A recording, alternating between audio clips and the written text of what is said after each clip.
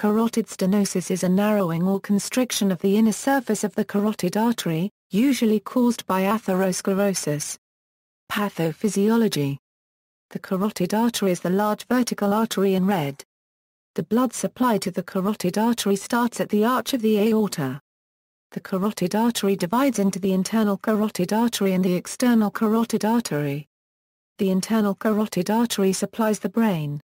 Plaque often builds up at that division, and causes a narrowing. Pieces of plaque can break off and block the small arteries above in the brain, which causes a stroke. Plaque can also build up at the origin of the carotid artery at the aorta. Signs and symptoms. The carotid artery is a large artery whose pulse can be felt on both sides of the neck under the jaw.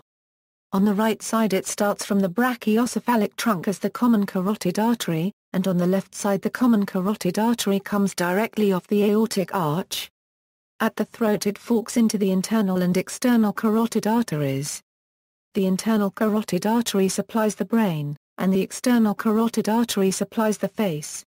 This fork is a common site for atherosclerosis, an inflammatory buildup of atheromatous plaque that can narrow the lumen of the common or internal carotid arteries. The plaque can be stable and asymptomatic, or it can be a source of embolization. Emboli break off from the plaque and travel through the circulation to blood vessels in the brain. As the vessel gets smaller, they can lodge in the vessel wall and restrict blood flow to parts of the brain which that vessel supplies. This ischemia can either be temporary, yielding a transient ischemic attack, or permanent resulting in a thromboembolic stroke.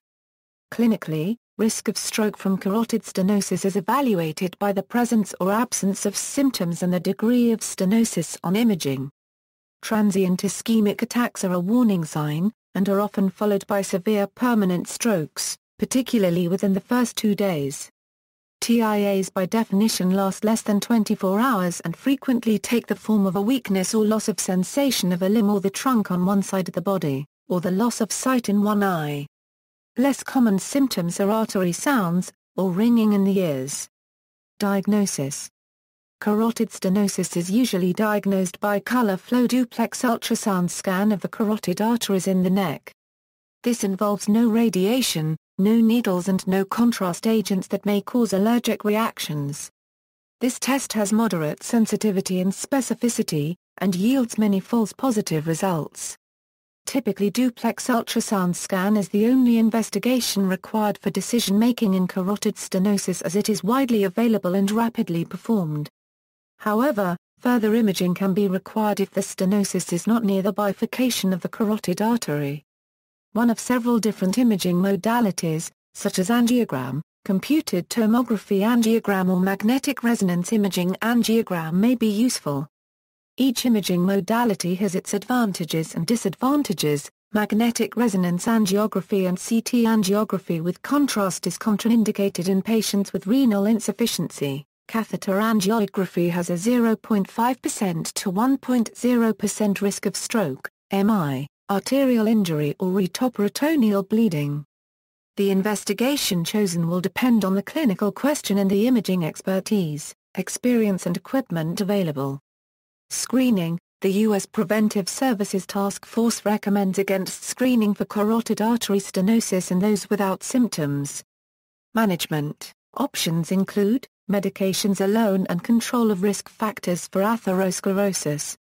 Medical management plus carotid endarterectomy or carotid stenting, which is preferred in patients at high surgical risk and in younger patients. Control of smoking, hypertension, and hyperlipidemia. The goal of treatment is to reduce the risk of stroke. Intervention can cause stroke. However, where the risk of stroke from medical management alone is high, intervention may be beneficial.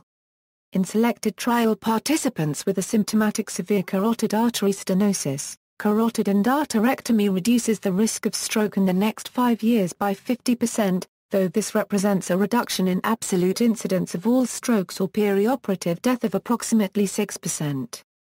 In most centers, carotid endarterectomy is associated with a 30-day stroke or mortality rate of